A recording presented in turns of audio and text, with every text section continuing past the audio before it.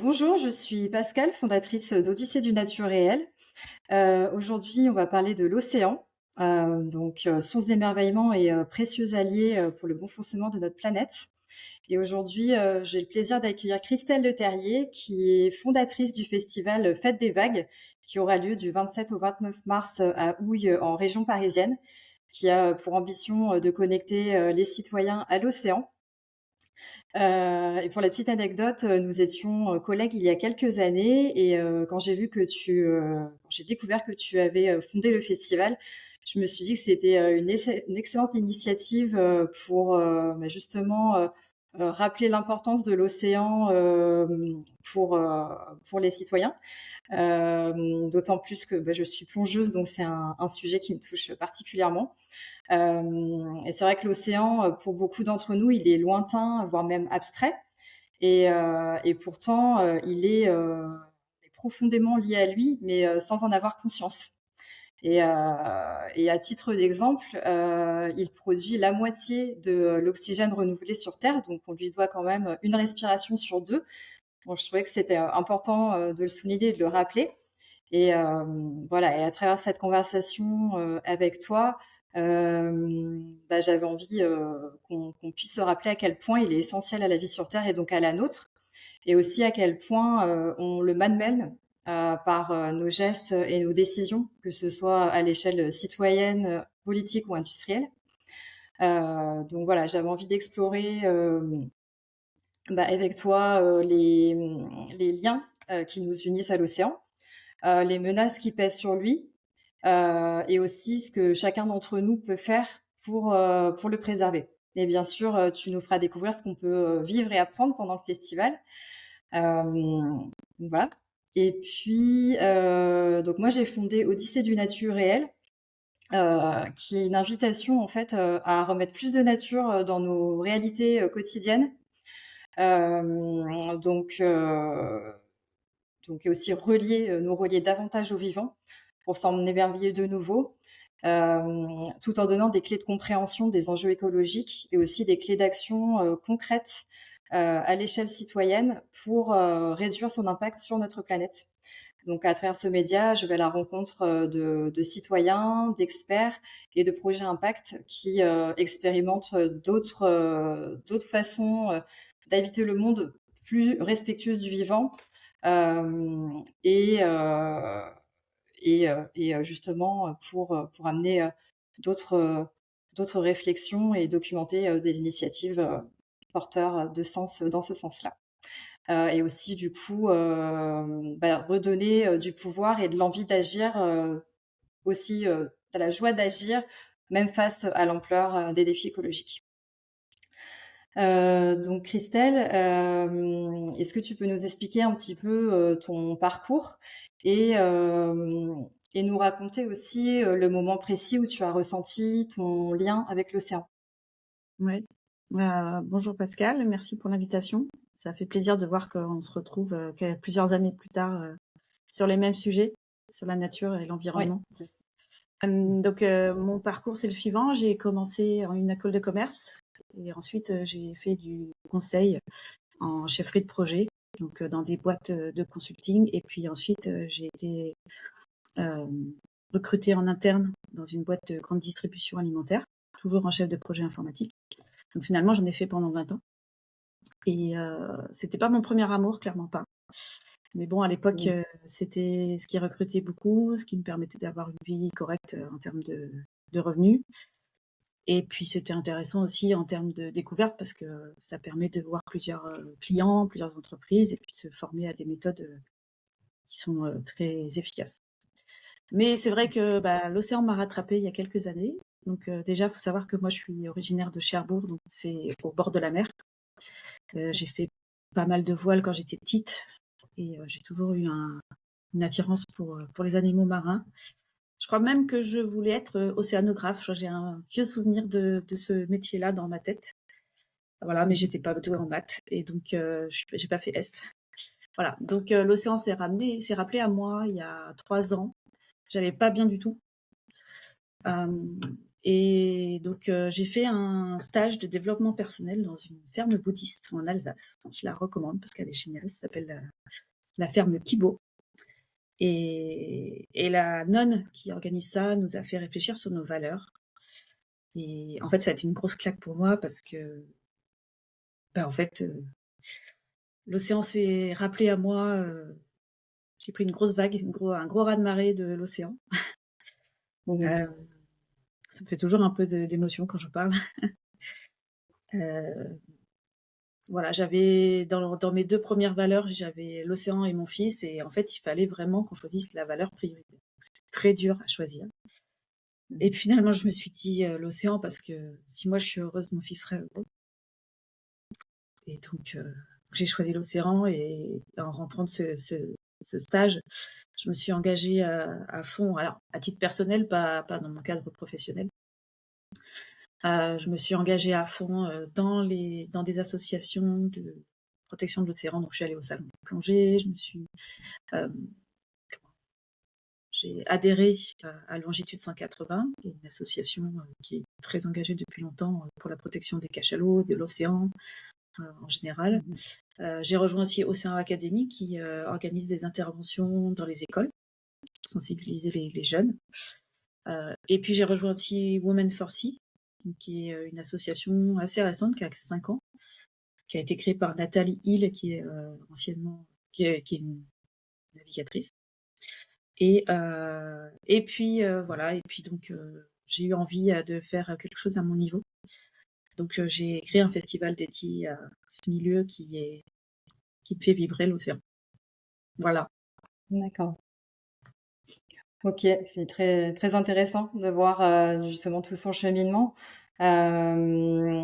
Et justement, quel était le moment précis aussi où tu as senti que ton engagement, devenait, vraiment indispensable, pour l'océan?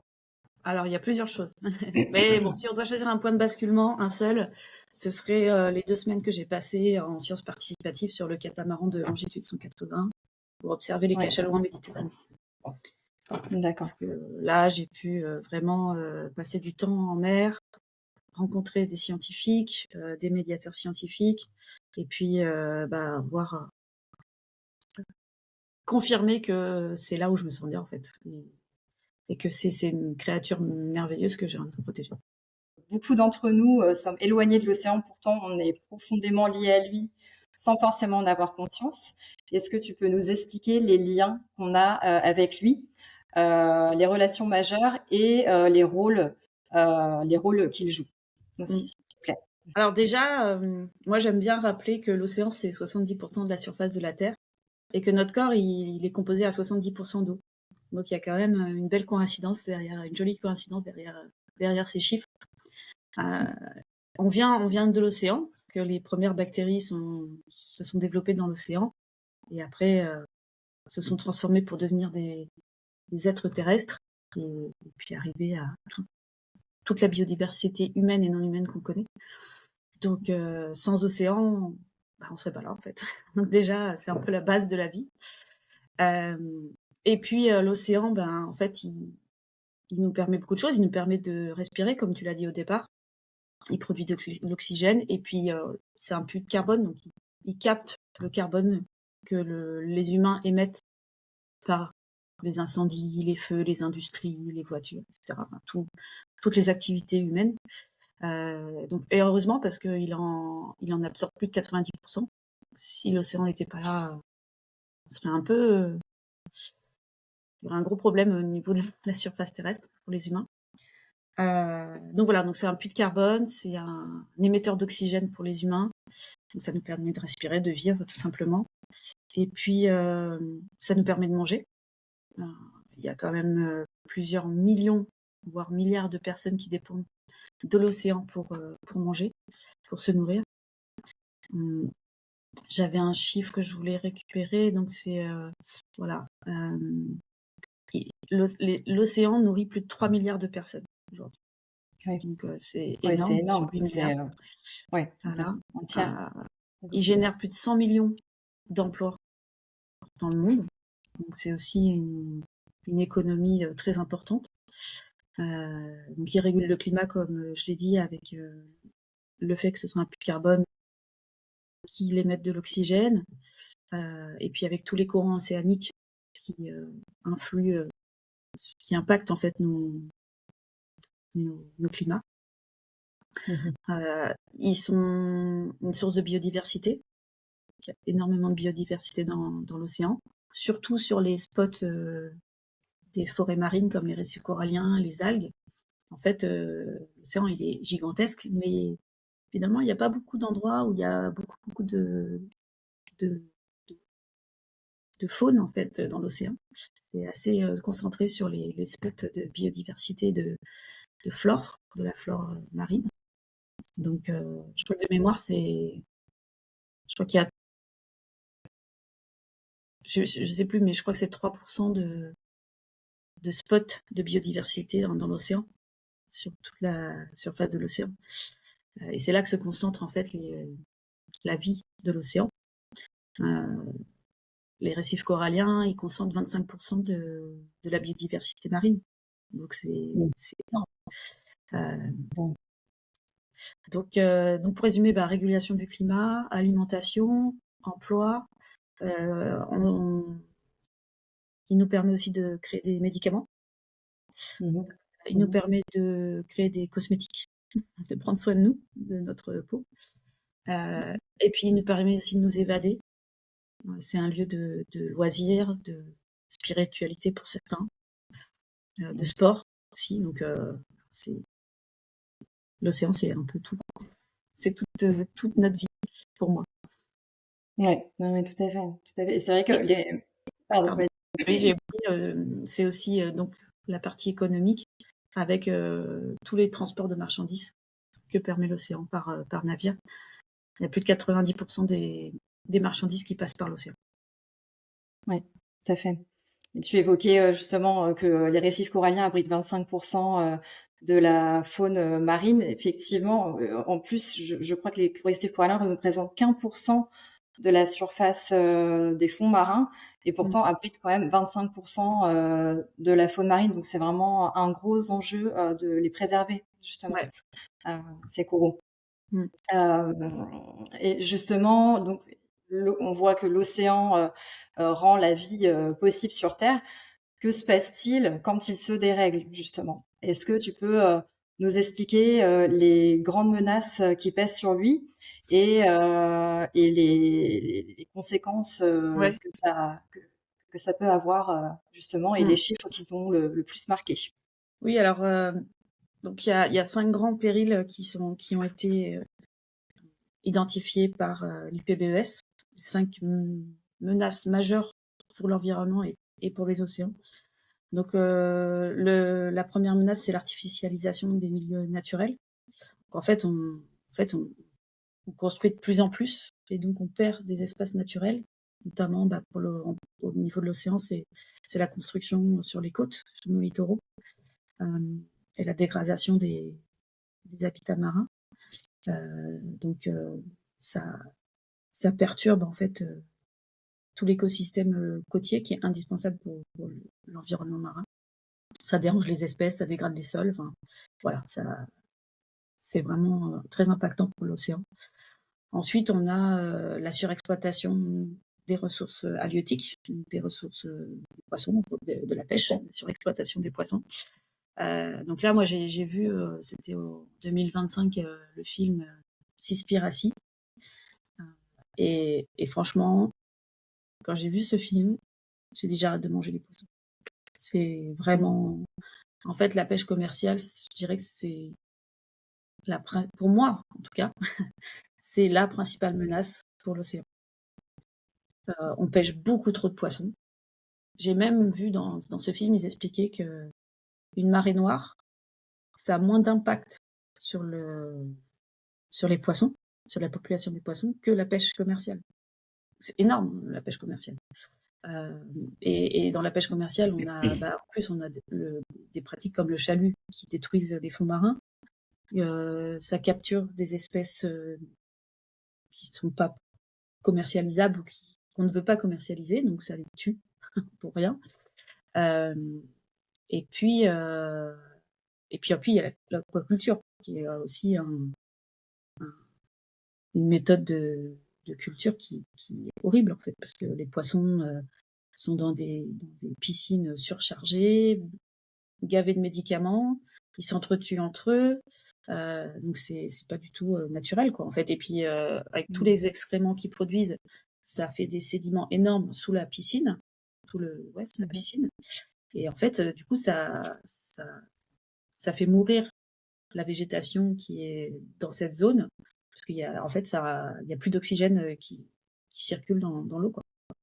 Donc vraiment, ouais, si j'ai un conseil à donner, c'est réduisez votre consommation de poisson et demandez comment est pêché le poisson que vous achetez.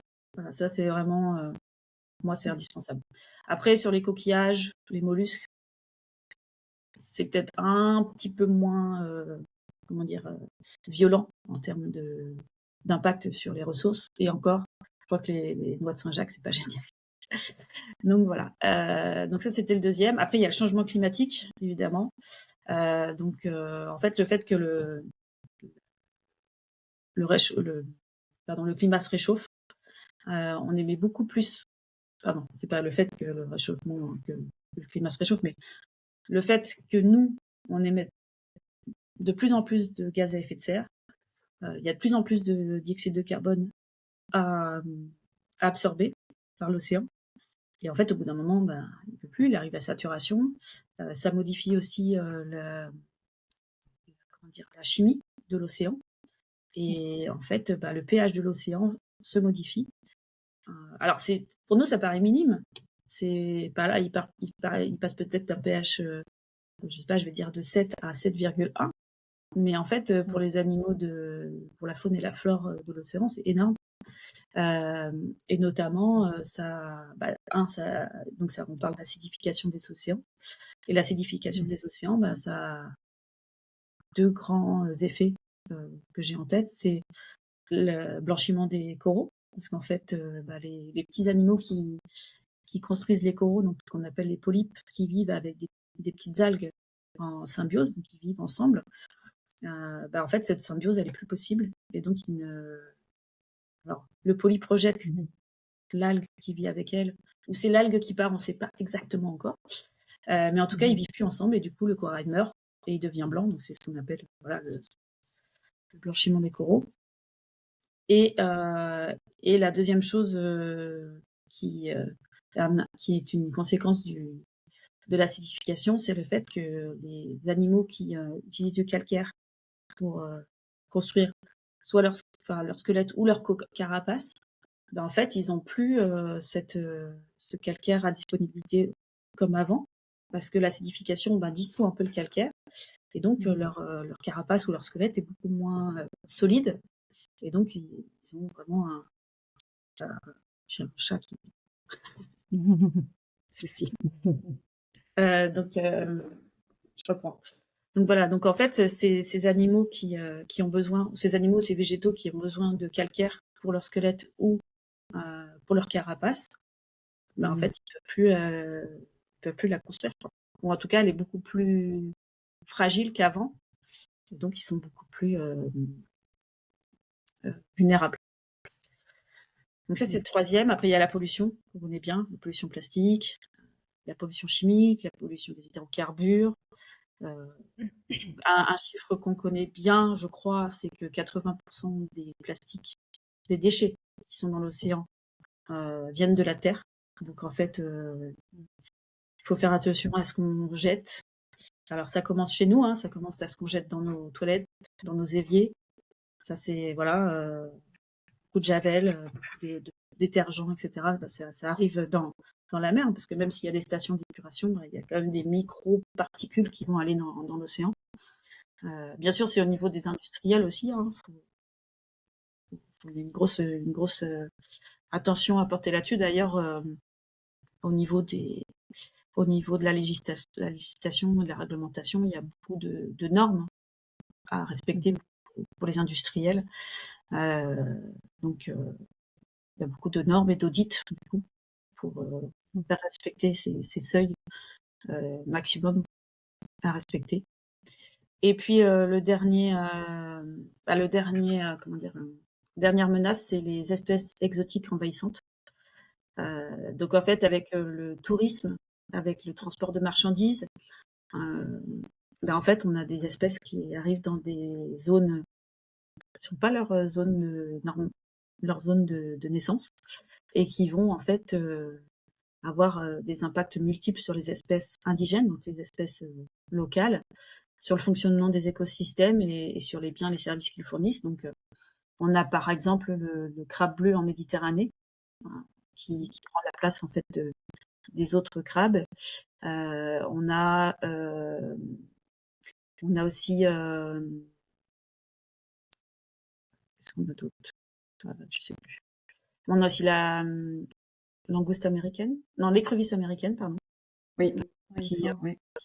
voilà, qui envahit nos fleuves et nos rivières. Voilà, enfin, il y a énormément d'espèces qui arrivent dans des zones qui sont pas du tout leur zone d'habitat normal, quoi, et qui vont D'accord. menacer les espèces locales. D'accord. Et justement, en termes de biodiversité marine, est-ce que tu peux nous faire un état de, enfin, justement, quel est l'état de la biodiversité marine et l'impact de son état globalement et in fine sur nous? Mmh. Alors,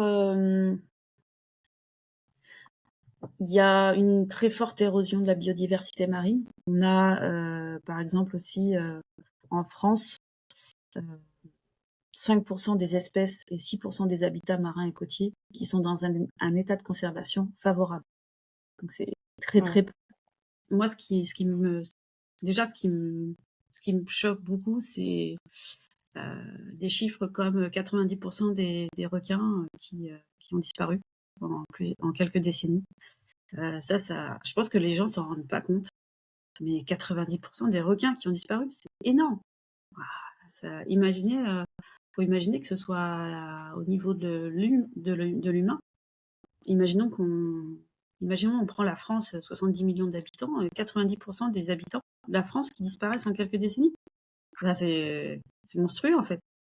Et, euh, et en plus, alors je prends l'exemple des requins, mais les requins, ils n'ont pas une reproduction rapide.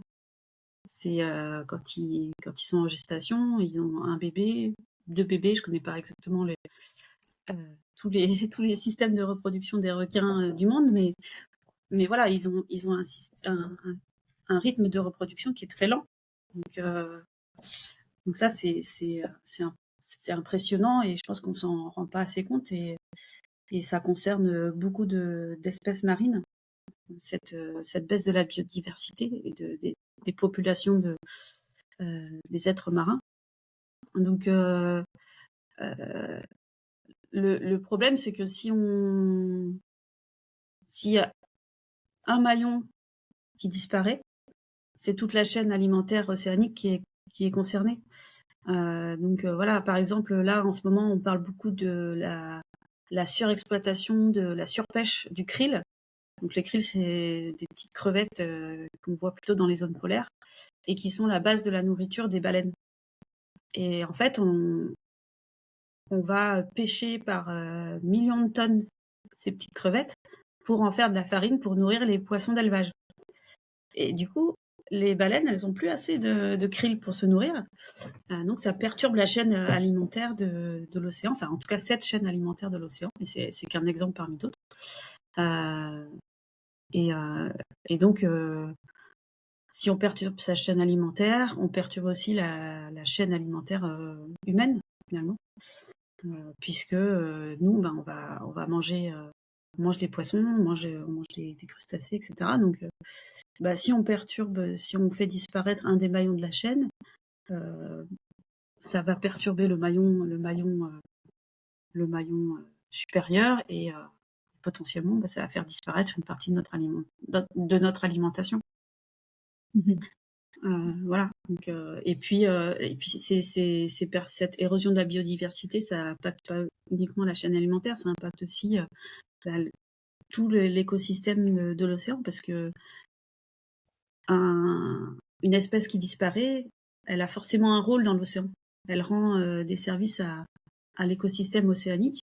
Donc, par exemple, il y a des animaux qui vont être filtreurs, il y a des animaux qui vont être des nettoyeurs, il y a des animaux qui vont, par exemple, je sais pas, les poissons perroquets qui mangent les coquillages et les rochers, qui produisent le sable, entre guillemets. Et imaginons qu'ils disparaissent. En fait, oui, il y a aussi, je pense aussi aux espèces détritivores, celles qui finalement consomment les détritus qui tombent au fond de la mer. Bon, s'ils sont plus là, les détritus ils vont rester, quoi. On ne sait pas du tout ce que ça peut engendrer. Voilà. Donc il y a énormément en fait d'effets boule de neige, d'interactions entre tous les habitants de la mer et tous les habitants de la planète en général. Et Mhm. donc forcément, si on perd si on perd une espèce, ça va perturber l'équilibre. Est-ce qu'il y a vraiment euh, voilà, des choses qu'on fait dans notre quotidien sans se rendre compte que ça a un impact sur l'océan et qu'on pourrait changer en fait, Ouais. pour que ce soit vraiment actionnable? Ah. Alors il y a plusieurs choses, hein, comme je vous le disais tout à l'heure, c'est la consommation, notre consommation. Moi, j'aimerais beaucoup qu'on réduise tous hum, notre consommation de poissons. Pas arrêter, hein, mais vraiment réduire énormément. On est des grands consommateurs de poissons. Je pense il y a pas mal de gaspillage en plus, donc c'est vraiment un gros effort et qui a un impact très rapide, je pense, sur la population marine. Donc il y a les eaux usées. Là aussi, on peut faire des choses à notre niveau, hein. Donc comme je disais tout à l'heure, tous les produits qu'on peut jeter dans notre évier, dans nos toilettes, ils arrivent dans l'océan, même s'ils sont filtrés, il y a quand même des restes qui arrivent. Il y a tout ce qu'on jette pas à la poubelle et qui arrive dans les caniveaux, qui arrivent dans les rivières et qui se dissolvent et qui deviennent des microplastiques et qui arrivent dans l'océan. Donc ça, faut vraiment ne rien jeter par terre. C'est bon pour l'océan, mais c'est bon pour la planète en général. Il y a une chose à laquelle on pense pas souvent, ce sont les crèmes solaires. Parce que les crèmes solaires, la plupart du temps, elles sont faites avec des ingrédients qui sont mauvais pour l'océan. Et, et on ne le voit pas, mais ça se dissout dans l'océan. Même si c'est marqué waterproof, etc. En fait, il y a forcément des particules qui vont dans l'océan et qu'on on est des milliards à aller dans l'océan. Ça fait des milliards de molécules, de particules qui vont dans l'océan. Donc, si vous le pouvez, enfin, si les gens le peuvent, moi, je recommande de prendre des crèmes solaires qui sont labellisées, respectueuses de l'océan. Mais en tout cas, on voit que les eaux usées, même retraitées en station d'épuration, ne sont pas réutilisées pour notre consommation et sont rejetées dans le milieu marin. Et du coup, que ça vient perturber en fait le vivant, en fait, l'océan. Ouais.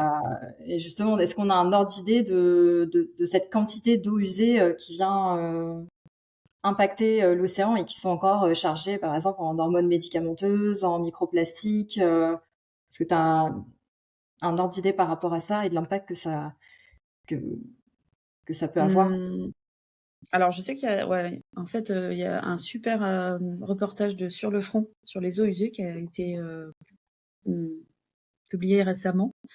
Donc oui, on a des statistiques sur le sujet. En fait, ça montre, qu'en effet les stations d'épuration existent, donc ça c'est bien, mais qu'il y a encore, des améliorations à faire en termes d'infrastructure parce que souvent quand, il y a beaucoup de pluie, en fait les réseaux d'eau usée, ils saturent et débordent et donc en fait, ça va tout de suite, dans les sols, dans les rivières, heu et ça arrive forcément dans les océans. Donc il y a des bactéries fécales, il y a des micros, enfin des molécules de médicaments, il y a tout ce qu'on peut rejeter dans, dans nos urines, dans nos excréments, dans les eaux usées en général. Donc tout ça, ça arrive à la mer. Je voulais aussi qu'on fasse un focus sur le deep sea mining, donc l'exploitation minière dans les grands fonds. Donc on parle d'exploitation à environ 4 ou 5 kilomètres de profondeur pour extraire des nodules polymétalliques, pour en extraire des métaux comme le manganèse, le cobalt, le cuivre, le nickel ou encore les terres rares. Est-ce que tu peux nous expliquer à quoi vont servir ces minéraux Oui.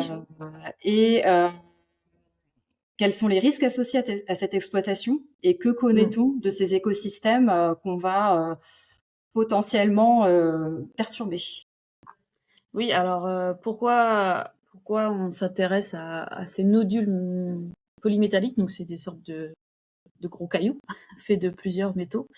Bah parce que justement ils contiennent des métaux rares comme le nickel pardon, le cobalt, le manganèse. Et bah, ces métaux rares, on les utilise dans nos smartphones, nos ordinateurs, nos voitures électriques, donc pour les batteries en fait. Et donc les industriels ont exploité énormément les réserves terrestres. Et maintenant, ils regardent ce qu'ils pourraient trouver dans l'océan. Donc c'est pour ça qu'ils réfléchissent à des façons d'aller. Pardon, c'est pour ça qu'ils ont exploré les fonds marins et ils ont trouvé ces nodules polymétalliques sur des plaines abyssales qui se trouvent en effet à 4 à 5 kilomètres de profondeur. Il y en a énormément sur le fond marin dans certaines zones. Et donc, les industriels envisagent de récupérer ces nodules avec des machines qui racleraient les fonds marins. Donc, c'est des sortes d'énormes moissonneuses-batteuses qui détruiraient l'intégralité du plancher océanique. Donc, les conséquences, c'est la faune et la flore qui vit là-bas. C'est aussi la pollution, parce que ça va soulever forcément des sédiments, des résidus, de la poussière, donc ça va mettre en suspension des sédiments et perturber ces zones. Donc il y a beaucoup de personnes qui se soulèvent contre cette nouvelle industrie. Parce qu'en fait, on connaît pas. On connaît pas ces surfaces, ces endroits océaniques. On ne sait pas à quoi servent ces nodules. Est-ce que ils ont un rôle clé pour l'océan? Moi, je dirais sûrement. Je suis pas allée, je n'ai pas plongé à 4 ou 5 kilomètres de profondeur, mais je me dis que s'ils sont là, c'est pas par hasard. Ils sont là depuis des millions d'années. Donc, si on les exploite et qu'on les récupère, qu'on les remonte à la surface, ben, qu'est-ce qu'on va avoir à la place? On va avoir des déserts océaniques. Donc il y a des programmes d'expédition qui essayent d'étudier ces nodules polymétalliques, de voir dans quel environnement, dans quel écosystème ils existent. Est-ce qu'il y a des espèces qui sont interconnectées avec ces nodules, qui en ont besoin? Est-ce qu'il y a des végétaux qui vivent avec ces nodules, qui en ont besoin aussi? Voilà. Donc, en fait, les industriels ont envie d'aller exploiter des fonds marins qu'on ne connaît pas. Donc, avant d'aller détruire, le principe de précaution veut qu'on aille d'abord explorer pour faire un bilan et voir si c'est possible ou pas, si ça a un impact majeur sur la vie de ces grands fonds. Aller chercher ces nodules, ça va malmener la biodiversité qui est présente dans ces zones et leur écosystème. Donc il y a des scientifiques qui sont déjà allés voir et qui confirment que l'importance écologique de ces zones est confirmée. Qu'il y a des espèces abyssales qui vivent là-bas et qui ont besoin pour lesquels on a besoin de temps pour pouvoir les étudier. Heu, donc avant même de songer à exploiter les milieux abyssaux, ce serait bien de les connaître. Ensuite, ça va perturber les migrations des espèces marines, parce que, ben, les engins mécaniques qui vont être utilisés vont produire des vibrations, des sons, donc ça va perturber les espèces marines. Hem Et puis ça peut éventuellement changer les courants aussi, parce que, les courants, dans ces fonds abyssaux, bah, ils sont très faibles et les sédiments sont très fins et donc comme je te disais tout à l'heure, l'exploitation par des grosses machines, ça va mettre en suspension une grosse quantité de ces sédiments, qui vont flotter très longtemps avant de pouvoir retomber et en fait, bah, ça peut potentiellement, très certainement d'ailleurs, modifier l'équilibre de l'écosystème local et peut-être même la circulation des courants, des eaux, Ouais, c'est qui sont situées au fond de l'océan. Et c'est et enfin, bah, ça peut aussi, libérer du carbone parce que, bah, ces sédiments marins qui sont sur le sol océanique, ils contiennent une certaine quantité de carbone et donc en allant les labourer comme ferait un agriculteur, ça va libérer le carbone qui était jusque-là, stocké dans ce sol, océanique. On a eu la chance d'avoir une coalition citoyenne, qui a bien fonctionné en 2024 et qui a permis de freiner fortement l'exploitation minière des fonds marins et de mettre en place un moratoire pour, hem, au contraire mettre en place une exploration des fonds marins avant de prendre des décisions sur l'exploitation, des fonds marins. d'accord, donc c'est un moratoire sur une dizaine d'années, hein, à peu près, Oui, c'est un c'est moratoire sur une ça? dizaine C'est d'années pour l'instant, ouais. d'accord, ouais. Donc on Donc ça, espère c'est que ça va déposé, continuer. ouais, d'accord. Ouais, donc ça, c'est une bonne nouvelle déjà, en tout cas, ouais, Mmh. pour le moment. Je voulais faire un focus sur la pollution plastique. Évidemment, on en parle beaucoup, mais il y a certaines images qui restent quand même marquantes. Et je voulais vous lire un extrait du livre Océan plastique de Nelly Pons, qui a mené une enquête sur la pollution plastique dans les océans pendant 3 ans. Donc cet extrait est issu de la préface rédigée par François Sarano, qui est océanographe et fondateur de Longitude 181. Donc dans l'extrait, je précise qu'il parle d'un cachalot qu'il était en train d'observer. Donc je cite, soudain, tache blanche, donc c'est le cachalot en question, pris de spasmes, vomit un sac plastique. Il aspire à nouveau pour le régurgiter. L'harmonie est foudroyée. Nos déchets sont partout, même dans l'océan Indien. Il tue les géants que nous avons voulu protéger en arrêtant la chasse à la baleine. Un océan de toxiques, chimiques et de déchets indestructibles, de consommables jetables, un monde de pillage et de gaspillage insensé. Un monde que nous avons empoisonné en moins de 50 ans. Jamais la planète n'a été aussi bouleversée. Nous agissons comme si la planète était jetable. Il n'y a pas de planète de secours, pas d'océan de rechange. Et ensuite, je cite l'introduction de Nelly Pons, un extrait de l'introduction. Compte tenu de l'étendue et de la fragilité des services écosystémiques rendus par l'océan, il est un des axes majeurs sur lesquels nous devons travailler, nous, scientifiques, élus, journalistes, enseignants, juristes, entrepreneurs, citoyens. Et pourtant, nous le connaissons si peu. À ce jour, plus d'hommes se sont rendus dans l'espace que dans les zones les plus profondes de l'océan, et moins de 5% de sa surface totale ont été explorés. C'est vrai que ces images sont toujours choquantes quand on les lit. Et au-delà de ça, il y a quand même des chiffres vertigineux puisque on parle de l'équivalent de 15 tonnes de plastique qui est rejeté chaque minute dans l'océan. Donc c'est quand même l'équivalent de 15 camions-bennes, ce qui est énorme. Et à côté de ça, on Mmh. parle d'opérations de nettoyage organisées par des associations comme des ONG comme Ocean Cleanup et The Sea Cleaners. Mais ce qu'on ne sait pas, c'est qu'en fait, c'est une infime partie de cette pollution plastique qui peut être nettoyée. Euh, Déjà, je voulais voir avec toi pourquoi autant. On sait bien qu'on consomme énormément de plastique, mais comment ça se fait qu'il y a autant de déchets qui arrivent dans l'océan et qu'est-ce qui rend si difficile son nettoyage? 80% des déchets, qui sont, dans la mer, proviennent de la terre. Donc voilà, si on jette quelque chose par terre, il y a une forte probabilité que ça arrive dans la mer et 1 déchet sur 2 dans les océans, c'est un objet plastique à usage unique. Donc c'est pour ça qu'il y a pas mal, en tout cas en France et en Europe, de directives pour réduire ces objets à usage unique.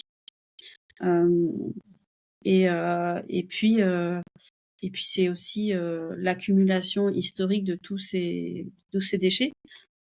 Autant on, on- on peut nettoyer les déchets visibles, donc les gros morceaux entre guillemets, mais en fait dans l'océan il y a énormément de plastique qui n'est pas visible. Ce sont les microplastiques, les fameux microplastiques, voire nanoplastiques, qui sont invisibles à l'œil nu et en fait qui représentent une masse beaucoup plus importante que les macroplastiques qu'on peut nettoyer. Face à tous ces constats, on peut se demander comment on recrée ce lien avec l'océan. Et je voulais vous partager une réflexion de Lamia Essemlali, présidente de Sea Shepherd France, que je partage profondément avec elle, en fait, sur une déconnexion au vivant, au réel, qui fait qu'on arrive au comportement dévastateur sur l'océan, le vivant en général. Et je voulais vous faire écouter un extrait de son intervention dans le podcast de Bluetopia, justement, qui est une association qui sera présente pendant le festival, qui a pour vocation de réinventer l'alimentation pour préserver les océans. Donc, je vous laisse écouter cet extrait. Si l'océan est dans l'état dans lequel il est aujourd'hui, c'est parce que justement, on n'a pas cette connexion au réel. On n'a pas cette connexion au reste du vivant. Et donc, c'est ce qui fait qu'on va surexploiter, détruire, souiller, parfois sans même y penser, en fait. Rien que si on prend le cas de l'océan et le cas de la France, pour être très local, moi, je suis vraiment frappée par la déconnexion qu'ont les Français à l'océan, alors même que nous sommes la seconde puissance maritime au monde. On a le plus grand littoral en Europe. Et voilà, et on est sur tous les océans de la planète. Et dans le même temps, les Français sont complètement déconnectés de l'océan d'une manière générale. Et c'est triste. C'est triste et c'est grave, en fait. C'est grave parce que ça a des conséquences énormes. En tant que Français, on devrait être exemplaire. Et on devrait imposer à nos dirigeants un comportement exemplaire, une réglementation exemplaire et un profond respect pour l'océan. Est-ce que ce constat-là t'a incité, t'a inspiré justement à créer le festival? Oui, ça me parle forcément. J'en parlais il y a pas longtemps avec quelques personnes et on faisait le même constat que Lamia sans même avoir écouté son message, que l'océan, il est partout dans nos vies et qu'on l'oublie très vite. Parce qu'en fait, on l'a pas sous nos yeux et quand c'est pas sous nos yeux, on n'y pense pas forcément, c'est assez humain, mais voilà, c'est comme ça.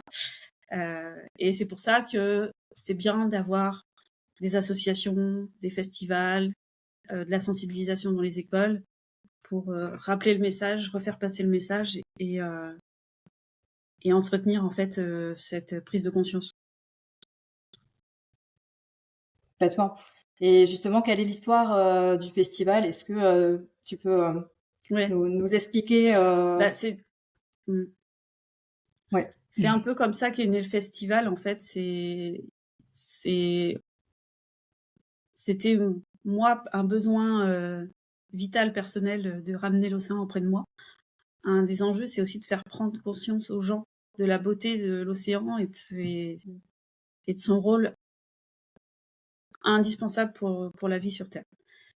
Moi, je sais que l'océan, il va continuer à vivre.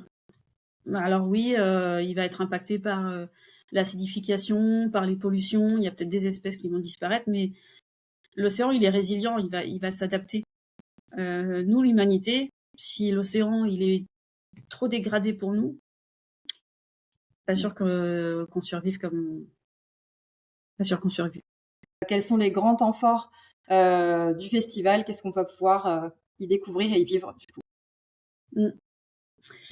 Alors, pendant le festival, les temps forts sont les 3 projections qu'on a prévues avec des personnes et des équipes très engagées dans la protection des océans. Donc, on a vendredi soir un documentaire de l'équipe de Laurent Balesta sur la planète Méditerranée.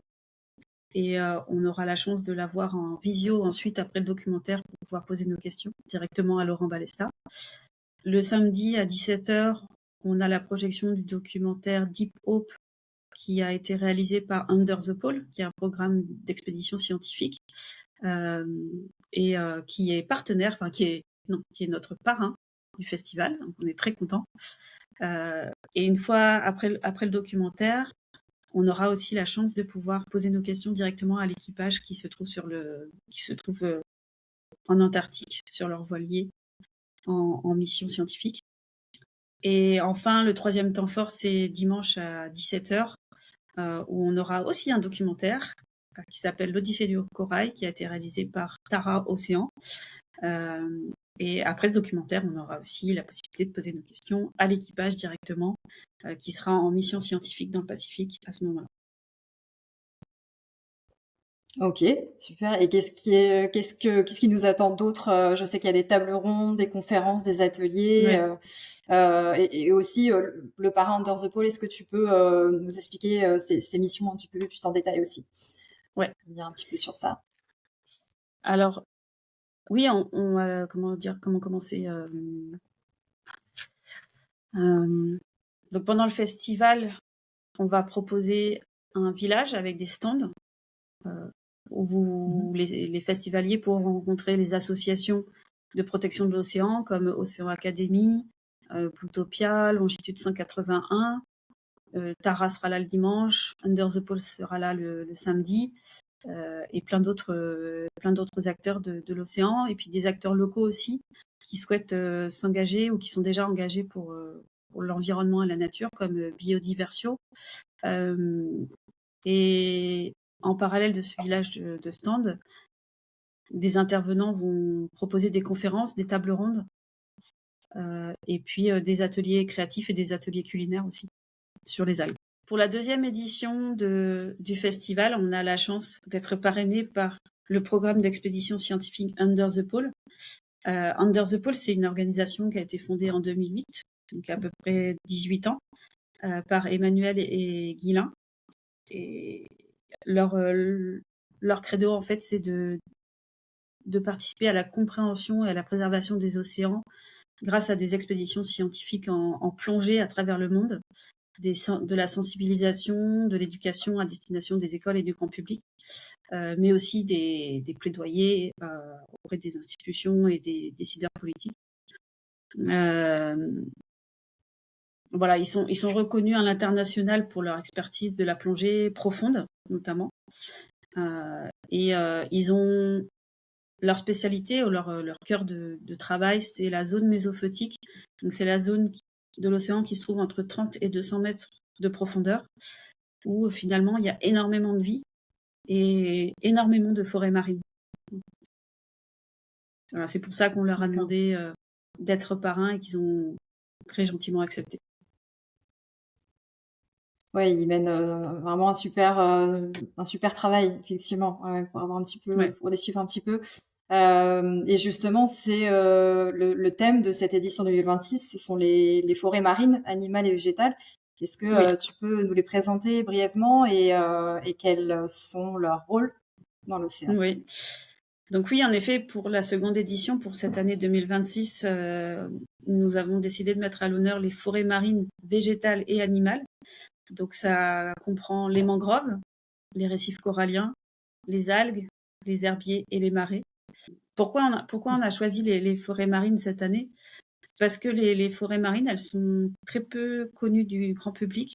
Quand on parle de forêt, on pense tout de suite aux forêts terrestres. Et en fait, dans l'océan, on a aussi des grandes étendues de vie que sont les forêts marines. Elles sont invisibles depuis la côte ou même depuis la surface, donc c'est vrai qu'on n'y pense pas forcément. Et pourtant, elles sont des oasis de vie, elles ont des rôles très importants pour l'environnement marin et pour la planète en général. Voilà, elles sont des puits de carbone, elles produisent de l'oxygène, elles abritent des milliers d'espèces. Elles sont des lieux de reproduction, des lieux de nurserie, des lieux d'alimentation pour les êtres marins. Donc, en fait, elles ont autant d'importance que les forêts terrestres. D'accord.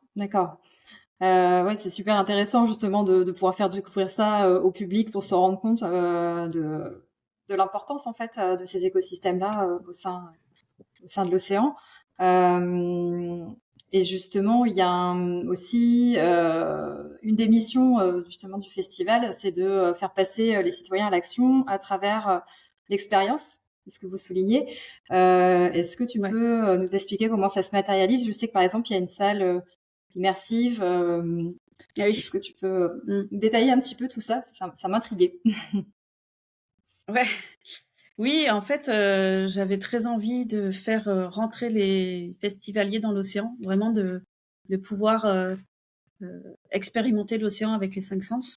Et donc, j'ai eu la chance de rencontrer une personne qui s'appelle Claire Anne et qui a accepté de réaliser ce rêve un peu fou, de créer une salle immersive dans le festival. Et donc, l'idée, c'est que les personnes qui veulent tenter l'expérience, quand ils rentrent dans la salle immersive, on leur propose de goûter l'océan. Et à l'intérieur de la salle, ils pourront écouter, voir, toucher et sentir l'océan. Donc c'est un peu une expérience un peu magique qu'ils pourront vivre à Houille. Et ce qui est important, ce que je voudrais souligner, c'est que cette salle immersive, elle est faite totalement en matériaux recyclés. Donc ce sont des créations uniques réalisées par Claire Anne en matériaux recyclés. Et vous allez voir, c'est D'accord. super bluffant. Ok, ça donne vraiment envie d'aller voir. Dommage que je sois plus en région parisienne. Mais sinon, j'aurais été avec plaisir, c'est sûr. Et est-ce que tu peux nous, nous citer quelques associations au sein du festival qui ont pu voilà, apporter des avancées en termes de protection de l'océan? Est-ce que tu as Ouais, oui, bien sûr. des retours sur ça? Ouais, qui Mm. pourraient... La première qui me vient en tête, c'est Longitude 181, évidemment, parce que j'ai fait des séances participatives avec eux en Méditerranée, et ils sont extrêmement mobilisés pour protéger l'océan. Ils ont notamment là, ils sont en train de pousser une demande auprès du gouvernement pour limiter la vitesse des bateaux en Méditerranée à 12 nœuds, parce que en fait, les collisions entre les bateaux et les cétacés c'est la première cause de mortalité des mammifères marins. Donc voilà. Mais ils ont énormément d'actions aussi auprès des requins, auprès de la protection des herbiers de Posidonie, euh, et puis des cachalots aussi, puisque c'est un sujet qui leur tient à cœur depuis très longtemps.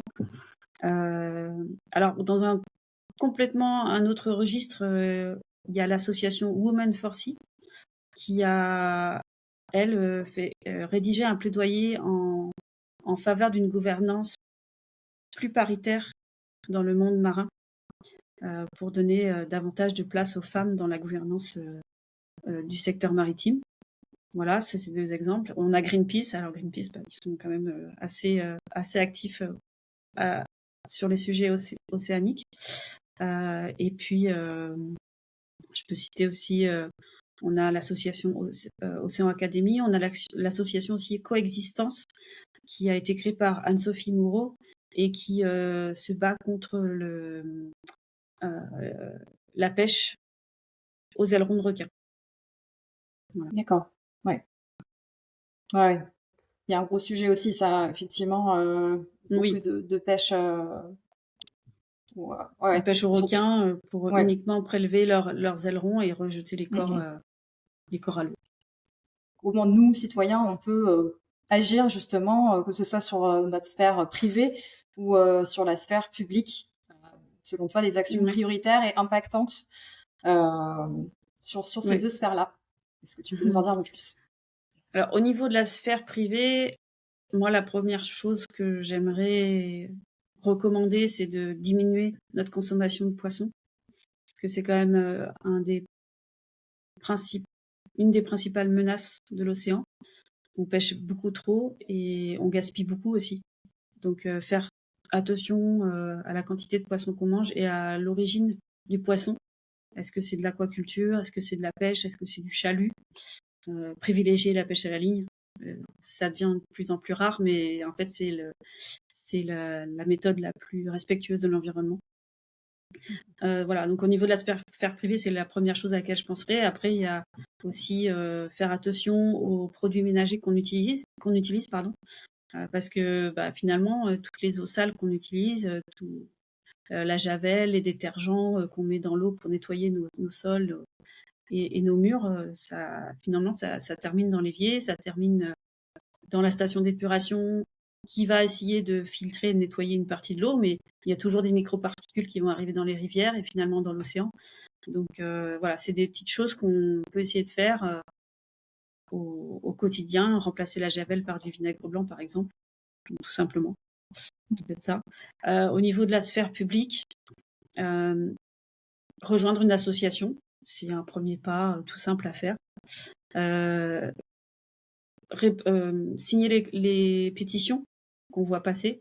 Alors je sais qu'il y en a beaucoup qui peuvent se dire oui, mais bon, ma signature va pas changer grand-chose. Et en fait, si, parce que si on est, je sais pas, si on est 100 000 à se dire ah, ma signature, elle va avoir un impact, ça fait 100 000 signatures, quoi. Alors que si on a 100 000 personnes qui se disent ma signature, elle va pas avoir d'impact, je vais pas signer, ça fait quand même 100 000 signatures ratées. Ça fait une différence. Donc c'est important. D'ailleurs, moi j'étais un peu dans le même cas avant. Je me dis bon, une signature, qu'est-ce que ça va changer? Et en fait, j'ai été à une conférence de Claire Nouvian, la présidente de Bloom, et elle nous a convaincus. Enfin, en tout cas, moi, elle m'a convaincue de signer parce que c'est avec la mobilisation citoyenne qu'on peut faire changer les choses.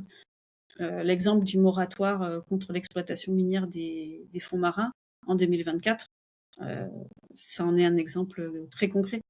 Sans ça, ça n'aurait pas fait bouger les choses.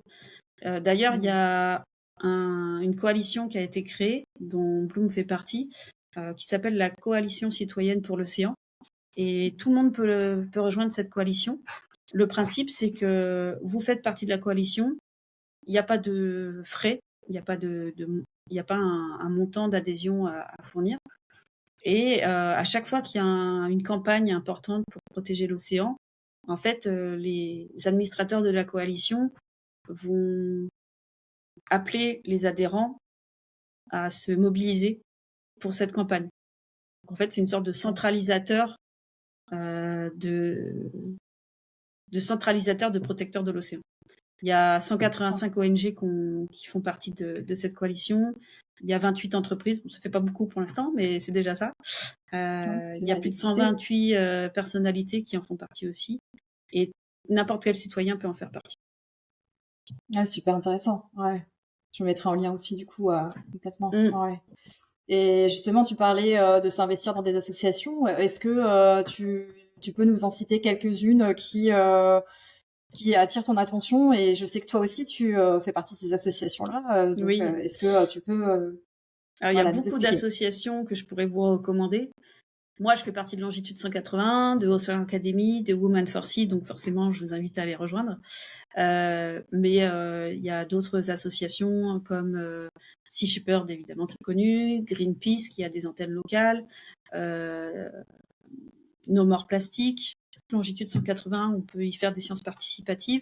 On peut participer à des sujets de réflexion, des groupes de travail sur les droits de l'océan, sur la protection des requins. Océan Academy, c'est plutôt de la sensibilisation auprès des jeunes. Donc en fait, on va faire des interventions dans les écoles pour présenter des sujets liés à l'océan. Alors ça peut être l'océan en général, mais ça peut être une thématique requin, une thématique cachalot, une thématique récif corallien. Voilà.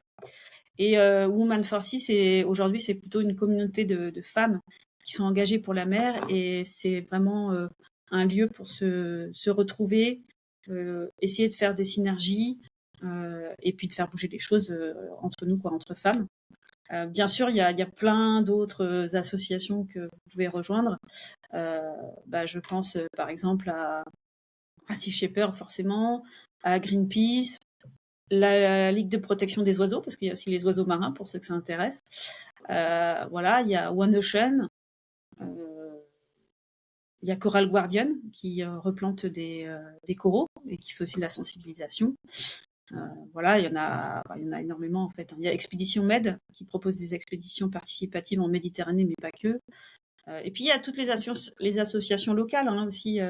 Moi, je fais partie d'une association locale qui s'appelle Green Houille, qui œuvre pour un développement plus durable et de la solidarité. Et ce qui est bien dans ces associations locales, c'est qu'on a plus de marge d'action. Voilà, on peut proposer des choses, essayer de les mettre en place.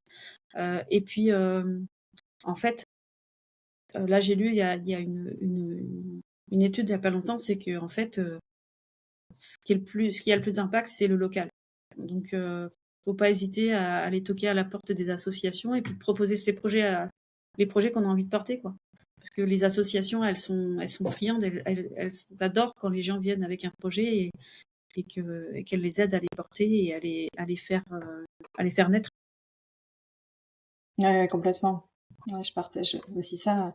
Et, d'ailleurs, je peux rajouter que moi, en tant que plongeuse, il y a une commission, pardon, biologie marine, environnement et biologie, et on peut se former. Il y a plongeur bio 1, plongeur bio 2 pour découvrir, apprendre sur la faune et la flore marine, et c'est hyper intéressant en fait. Ouais, de découvrir plus cet univers magique, quoi.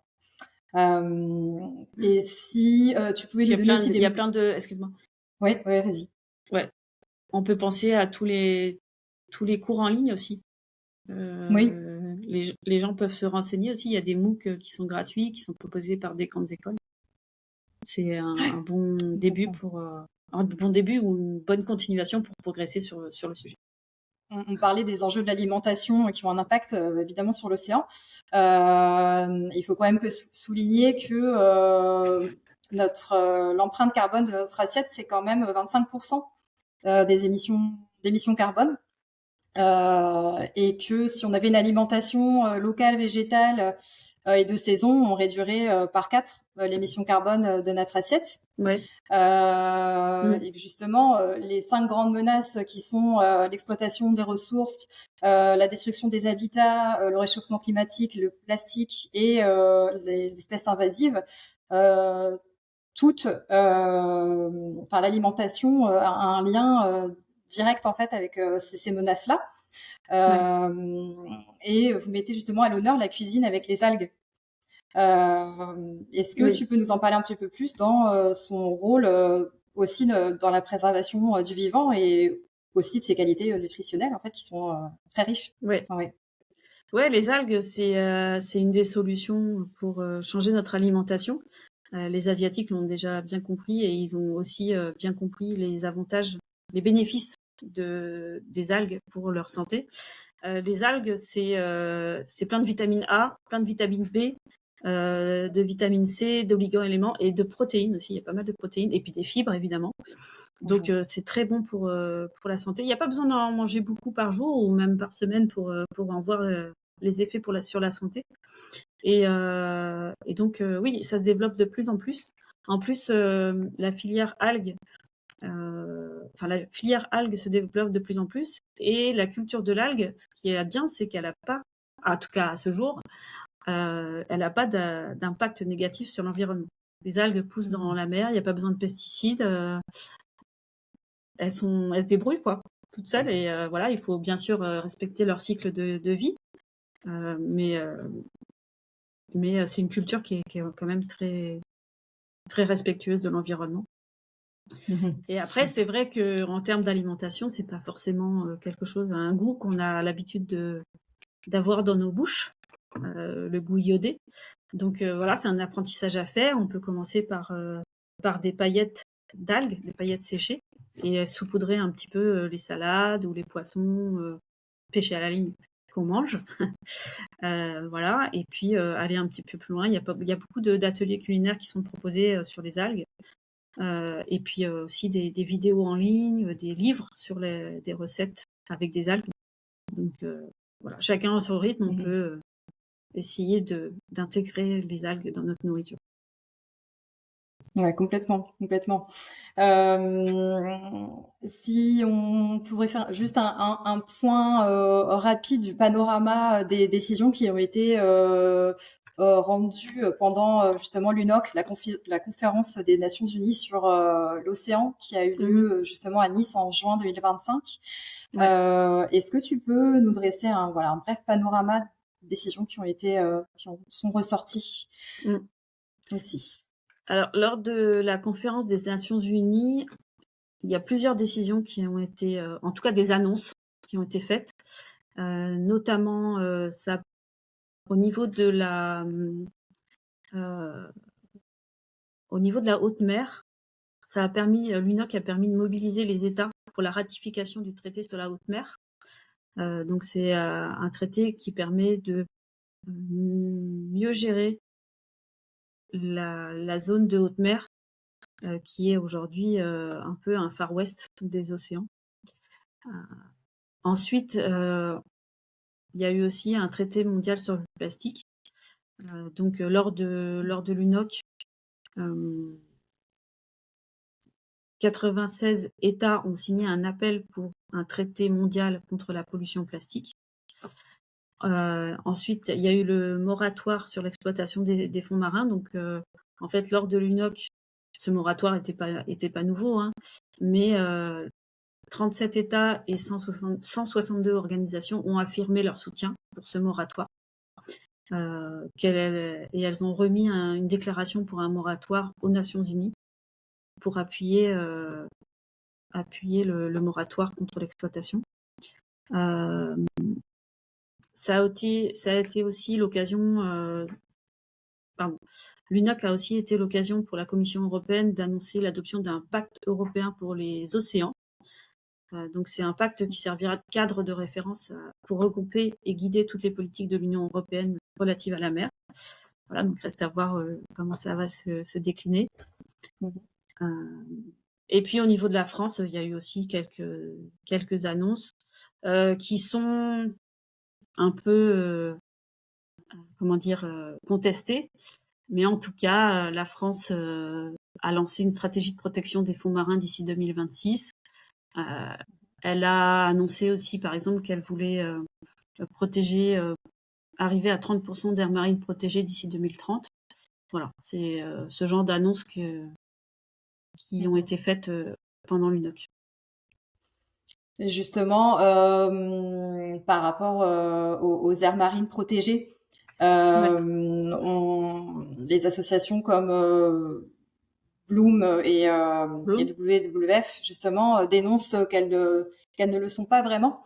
En fait, puisqu'il y a seulement dans le monde un tiers des aires marines protégées qui le sont réellement, donc 2,6%. Et en France, il est annoncé 33% d'aires marines protégées, alors qu'en réalité, elles sont protégées qu'à seulement 1%. Oui, tout à fait, oui. Parce que, notamment, il y a la pêche au chalutage qui racle tous les fonds marins et qui dévaste tout sur leur passage, tout l'écosystème, et qui en plus pêche en surplus un stock de poissons et des poissons qui ne devraient pas être pêchés et qui sont rejetés à la mer morts ou avec peu de chances de survie. Comment se fait-il qu'il y a une différence entre la réalité du terrain et ce qui est annoncé? Et en plus, tu évoques justement cet objectif de 30% d'aires marines protégées d'ici à 2030. 2030, c'est demain. On est loin de cet objectif. Comment ça peut se mettre en place, en fait? Qu'est-ce qui freine ce processus-là? C'est une question très large, très compliquée. Mais je vais essayer de donner les éléments que moi je connais. En effet, les aires marines protégées, c'est un sujet très délicat, surtout en France. Enfin, en tout cas en France, dans les autres pays, je ne sais pas. Mais comme on est la deuxième puissance mondiale maritime, on a quand même un devoir d'exemplarité sur ce sujet pour protéger nos eaux. Le sujet avec les aires marines protégées, déjà, c'est que donc l'UICN, le Comité international pour la nature, a défini 5 niveaux de protection pour les aires marines protégées. Donc il y a protection normale, protection faible, protection forte, strictement protégée, etc. Donc il y en a 5. Et en France, la notion d'aire marine protégée n'est pas basée strictement sur la définition de l'UICN. Et donc le problème, c'est que protection en France, ça ne veut pas dire protection comme l'UICN le décrit. Et ça veut dire que quand on dit protection en France, en fait, ça n'interdit pas les pêcheurs de venir dans ces zones d'aire marine protégée. Et donc déjà, c'est un gros problème parce que on n'a pas... En fait, il y a une norme internationale qui a été définie par un comité. Et déjà, en France, on a adapté ce texte et on l'a appliqué comme on le souhaitait. Donc, ce que tu disais est vrai, c'est que en fait, les analyses, les études réalisées par Bloom montrent que si on se fie à la définition du Comité international pour la nature, les aires marines protégées ne représentent que 1% de notre zone maritime, contrairement à ce qui est annoncé officiellement par le gouvernement. Et pourquoi ça freine ? C'est une question de moyens financiers, moyens humains, parce que si on veut vraiment mettre en place des aires marines strictement protégées, il faut strictement les surveiller. Et donc, ça nécessite des emplois pour faire des surveillances régulières aux frontières de ces aires marines protégées. Et il y a un autre enjeu, c'est l'enjeu financier, enfin plutôt pas en termes de budget, mais plutôt en termes de bénéfices pour les entreprises qui travaillent dans le maritime et les pêches, les industries de pêche, parce que elles sont contre le fait de ne pas pouvoir pêcher dans ces aires marines protégées. En fait, il y a tout un lobbying des pêcheries industrielles pour pouvoir continuer à pêcher dans toutes les zones de l'océan. Il y a des enjeux économiques. Et en général, ces lobbies de la pêche ont beaucoup de pouvoir. Alors du coup, cet objectif de 30% d'aires marines protégées d'ici 2030, ça semble peu réaliste en fait, ou est-ce qu'il y a vraiment des efforts là qui sont fournis dans ce sens ? Comment tu vois les choses ? Il y a des efforts, mais on ne sera pas à 30% strictement protégés, ça c'est sûr.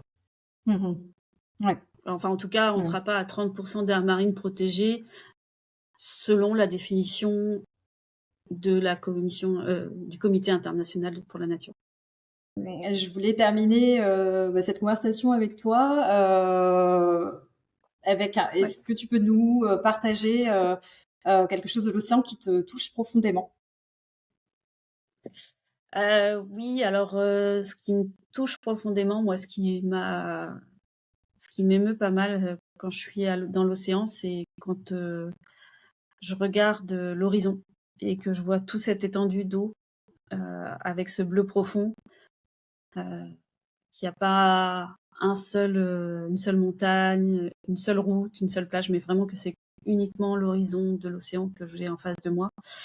Et j'adore quand les rayons du soleil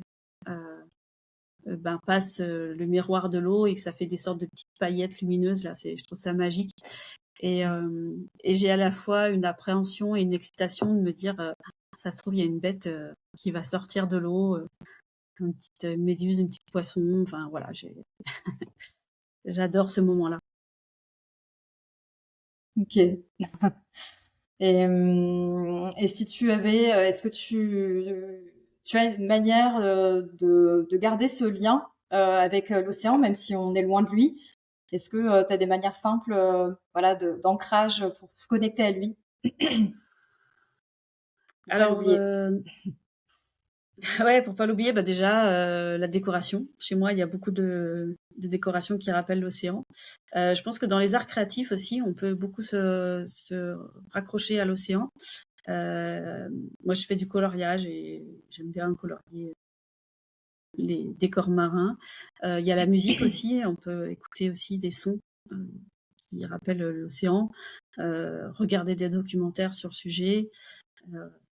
Et puis participer à des festivals. Ouais, carrément. Bah ouais, moi, si je pouvais partager mon truc à moi, c'est la Mmh. respiration. Parce qu'en fait, Oui, aussi, ouais. l'inspire et l'expire, ça fait penser au mouvement des vagues. Mmh. Et quand on ferme les yeux et on imagine ça, ça nous relie déjà à l'océan en fait, et ça nous montre aussi à quel point voilà, on peut déjà se connecter à lui de cette manière-là, et ça nous rappelle aussi qu'on lui doit une respiration sur deux. Donc voilà, je voulais C'est vrai. partager ça. Mmh. Et si tu voulais changer une chose là, immédiatement sur l'océan, qu'est-ce que ce serait? Qu'est-ce que tu mettrais en place? J'arrêterai la pêche commerciale. Mhm. Ouais. Voilà. Ouais, je me doutais que tu allais dire ça, effectivement. Ouais, ouais. Je comprends. J'arrêterai la pêche commerciale. Après, je pense aussi, à de l'aquaculture. Voilà. Voilà. Tout ce qui est D'accord. la consommation de poissons, je ferais quelque chose, si je pouvais. Mhm. D'accord. Et dernière question, qu'est-ce qui te donne encore de l'espoir pour l'océan aujourd'hui? Heu, les mobilisations. Il y a quand même énormément de choses qui sont faites, pour protéger l'océan et pour, porter ce sujet, à la conscience des citoyens et des gouvernements.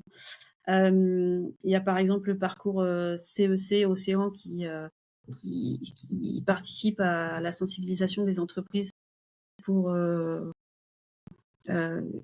qui prennent conscience en fait que l'océan, même s'il est loin, en fait ça fait partie de leurs ressources et qu'ils en ont besoin pour leur économie.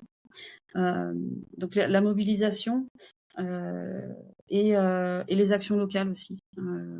Voilà, c'est deux choses qui me donnent de l'espoir et puis aussi les jeunes. J'espère qu'en les sensibilisant, on leur fera comprendre que c'est important et qu'ils répètent pas les mêmes erreurs. Complètement. Mais oui, bah, j'ai envie de conclure cette conversation avec toi justement en disant si on perd ce lien au vivant, qu'est-ce qui nous restera vraiment? Et il serait peut-être temps de voir la Terre comme un don à préserver plutôt qu'un dû à exploiter, justement. Bah, je Ouais, te remercie beaucoup, tout à fait. Christelle, pour, Merci à toi. cet échange, et puis je te souhaite un bon festival. Ouais, merci. Si vous voulez, je vous recommande vraiment d'aller visiter le festival si ce sujet vous touche. Et il y aura toutes les informations en description de la vidéo, avec aussi les ressources pour que vous puissiez aider à le protéger. Et puis dans une prochaine vidéo d'Odyssée du naturel, on ira à la rencontre des enfants de la forêt pour justement découvrir d'autres manières de se connecter au vivant avec les gestes Super, primitifs, justement. Voilà, génial. un beau Merci à programme, toi, ouais. Pascal. Merci à toi, Christelle, et à bientôt.